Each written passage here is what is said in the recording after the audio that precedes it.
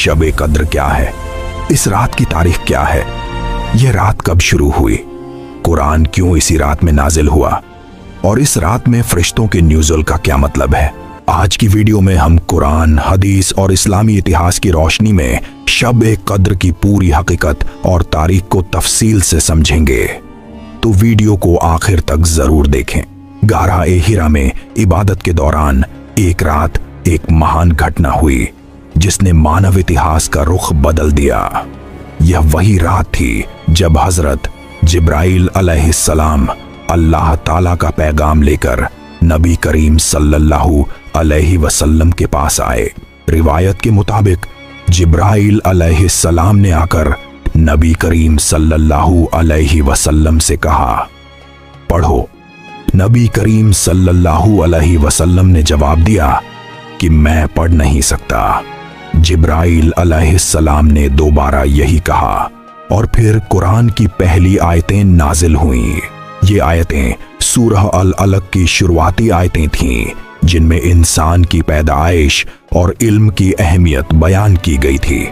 यही वह लम्हा था जब कुरान मजीद का नुज़ुल शुरू हुआ और यही रात शब कद्र थी। इस वाक़े ने न सिर्फ नबी करीम सल्लल्लाहु अलैहि वसल्लम की जिंदगी बदल दी बल्कि पूरी इंसानियत के लिए हिदायत का एक नया बाब खोल दिया। इस्लामी उलमा के मुताबिक कुरान मजीद का नुज़ुल 2 मरहलों में हुआ।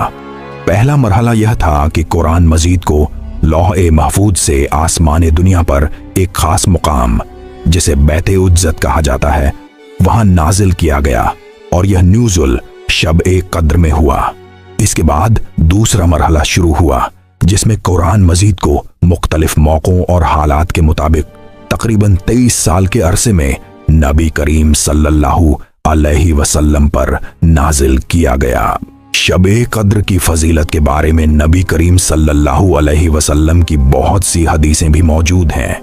एक हदीस में आप सल्लल्लाहु अलैहि वसल्लम ने फरमाया कि जो शख्स ईमान और सवाब की नीयत से शब कद्र में इबादत करेगा उसके पिछले गुनाह माफ कर दिए जाएंगे। इस हदीस से मालूम होता है कि इस रात में इबादत करने का मकसद सिर्फ सवाब हासिल करना नहीं बल्कि अल्लाह ताला की रजा और मगफिरत हासिल करना होना चाहिए।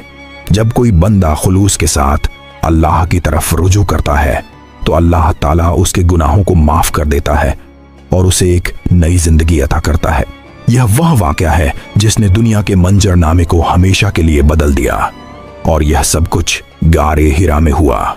गारे हिरा मक्का मुकर्रमा के उत्तर में एक पहाड़ की चट्टान में मौजूद था और नबी करीम सल्लल्लाहु अलैहि वसल्लम इस गार में अक्सर तन्हाई इख्तियार करते, अल्लाह की इबादत में मशगूल रहते और दुनिया की फिक्री मशगूलियतों से दूर होकर अपनी रूहानी तरबियत करते। नबी करीम सल्लल्लाहु अलैहि वसल्लम का यह अमल इस बात का मजहर था कि अल्लाह ताला के करीब होना और दुनिया की फानी मशगूलियतों से दूर रहना रूह की पाकीज़गी के लिए ज़रूरी है। वह ऐतिहासिक रात जिसे आज हम शब कद्र के रूप में जानते हैं बेहद खास थी। जब हजरत जिब्राइल अलैहिस्सलाम आए तो आप सल्लल्लाहु अलैहि वसल्लम इबादत में मशगूल थे। रिवायत के मुताबिक जिब्राइल अलैहिस्सलाम ने आकर कहा, इकरा यानी पढ़ो। नबी करीम सल्लल्लाहु अलैहि वसल्लम ने जवाब दिया कि मैं पढ़ नहीं सकता क्योंकि आप सल्लल्लाहु अलैहि वसल्लम पढ़ने और लिखने की